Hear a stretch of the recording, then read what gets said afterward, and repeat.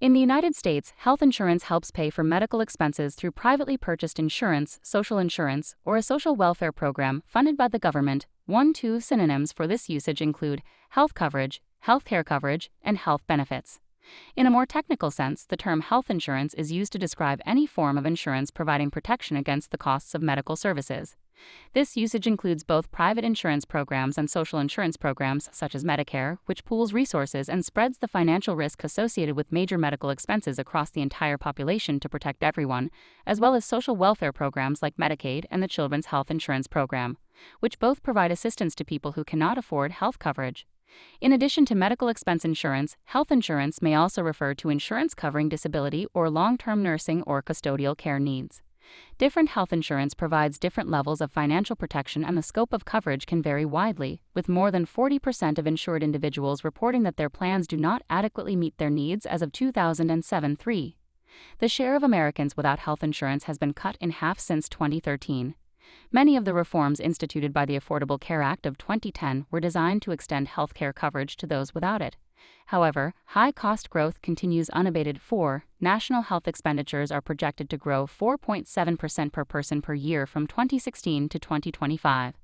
Public healthcare spending was 29% of federal mandated spending in 1990 and 35% of it in 2000.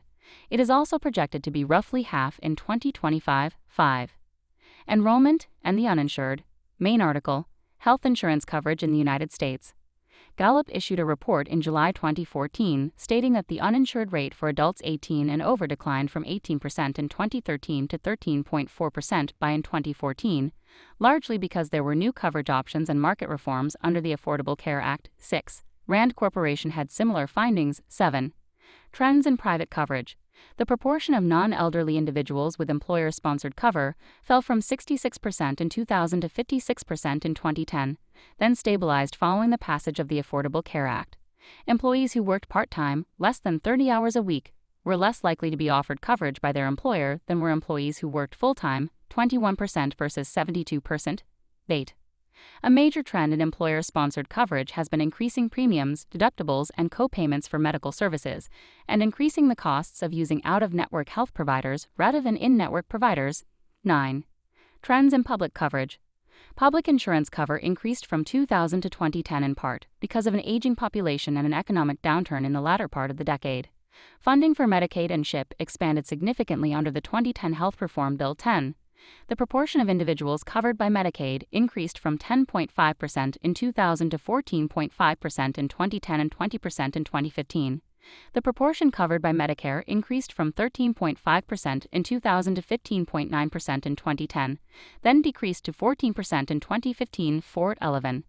Status of the uninsured. The uninsured proportion was stable at 14 to 15% from 1990 to 2008. Then rose to a peak of 18% in Q3 2013 and rapidly fell to 11% in 2015. 12. The proportion without insurance has stabilized at 9%. 5.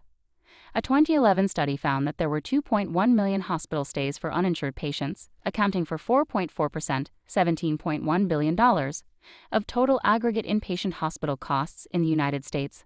13. The costs of treating the uninsured must often be absorbed by providers as charity care, passed on to the insured via cost shifting and higher health insurance premiums, or paid by taxpayers through higher taxes. 14. The social safety net. The social safety net refers to those providers that organize and deliver a significant level of health care and other needed services to the uninsured, Medicaid, and other vulnerable patients. 15. This is important given that the uninsured rate for Americans is still high after the advent of the Affordable Care Act, with a rate of 10.9%, or 28.9 million people in 2019. Not only is this because the ACA does not address gaps for undocumented or homeless populations, but higher insurance premiums, political factors, failure to expand Medicaid in some states, and ineligibility for financial assistance for coverage are just some of the reasons that the social safety net is required for the uninsured. 16. Most people who are uninsured are non-elderly adults in working families, low-income families, and minorities. Social safety net hospitals primarily provide services to these populations of uninsured. For example, California's public health care systems are only 6% of the hospitals in the state, yet provide care for 38% of all hospital care of uninsured, and California, 123,000 of which are homeless, and 3.6 million of which live below the federal poverty line 17. One way in which the U.S. has been addressing this need for a social safety net, other than formally state-recognized safety net hospitals, is through the advent of free clinics, an example of a federally qualified health center.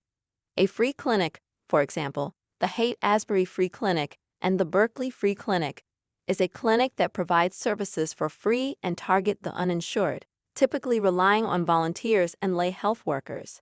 The creation of the National Council of Free Clinics reflects not only a need for licensed staff, but serves as filling the gap in healthcare access for primarily uninsured or underinsured populations, citation needed, death.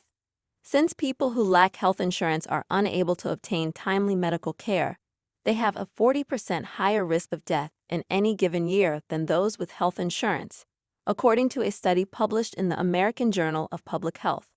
The study estimated that in 2005 in the United States, there were 45,000 deaths associated with lack of health insurance. 18. A 2008 systematic review found consistent evidence that health insurance increased utilization of services and improved health. 19.